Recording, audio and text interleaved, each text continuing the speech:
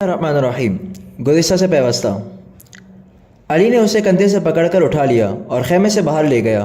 اس سے پوچھا، رات کو ایک قیدی لڑکی سے اس خیمے میں آئی تھی، کیوں آئی تھی؟ روبن اسے ایسی نظروں سے دیکھنے لگا جن میں حیرت تھی اور ایسا تاثر بھی جیسے وہ کچھ سمجھا ہی نہ ہو۔ علی بن سفیان نے اسے آہستہ سے کہا، تم میری زبان سمجھتے ہو دوست؟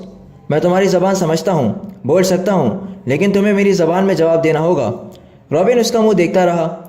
علی نے سنتری سے کہا، اسے خیمے سے باہر رکھو۔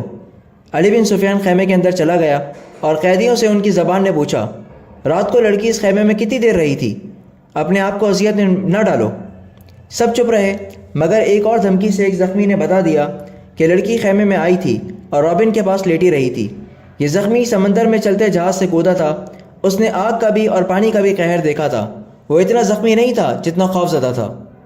وہ کسی اور مصیبت میں پڑنے کے لیے تیار نہیں تھا۔ اس نے بتایا کہ اسے یہ معلوم نہیں کہ روبن اور لڑکی کے درمیان کیا باتیں ہوئیں اور لڑکی کون تھی۔ اسے یہ بھی معلوم نہیں تھا کہ روبن کا عہدہ کیا ہے۔ وہ اس کے صرف نام سے واقف تھا۔ اس نے یہ بھی بتا دیا کہ روبن اس کیمپ میں آنے تک بالکل تندرست تھا۔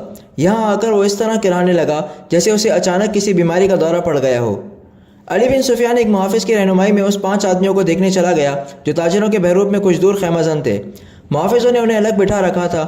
علی کو انہوں نے پہلی اطلاع یہ دی کہ ان کے پاس کل 2 اونٹ تھے، مگر آج ایک ہی ہے۔ یہی اشارہ کافی تھا۔ وہ اس سوال کا کوئی تسلی بخش جواب نہ دے سکے کہ دوسرا اونٹ کہاں ہے۔ دوسرے اونٹ کے پاؤں کے نشان مل گئے۔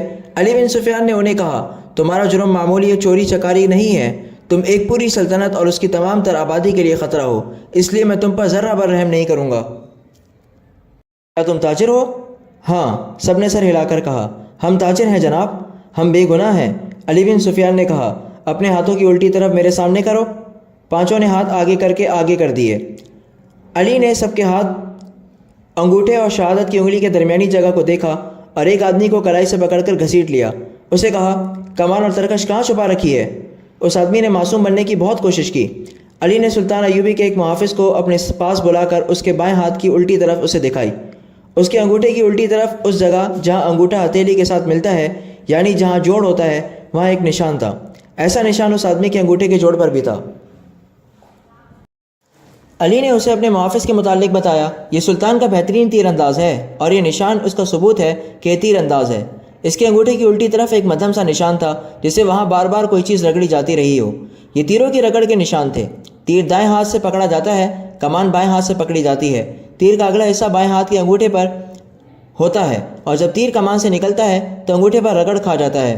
ایسا نشان ہر ایک تیر انداز کے ہاتھ پر ہوتا تھا۔ علی بن سفیان نے اسے کہا، ان 5 میں تم اکیلے تیر انداز ہو، کمان اور ترکش کہاں ہیں؟ 5 چپ رہے۔ علی نے ان 5 میں سے ایک کو پکڑ کر محافظوں سے کہا، اس کو اس درخت کے ساتھ باندھ دو۔ اسے کھجور کے درخت کے ساتھ کھڑا کر کے باندھ دیا گیا۔ علی نے اپنے تیر انداز کے کان میں کچھ کہا۔ تیر انداز نے کندھے سے کمان اتار کر اس میں تیر رکھا اور درخت سے بندھے ہوئے آدمی کا نشانہ لے کر تیر چھوڑا۔ تیر اس آدمی کے دائیں آنکھ میں اتر گیا۔ وہ تڑپنے لگا۔ علی نے باقی 4 سے کہا، تم میں کتنے ہیں جو صلیب کی خاطر اس طرح تڑپ کر جان دینے کو تیار ہیں؟ اس کی طرف دیکھو۔ انہوں نے دیکھا، وہ آدمی چیخ رہا تھا، تڑپ رہا تھا، اس کی آنکھ سے خون بری طرح بہہ رہا تھا۔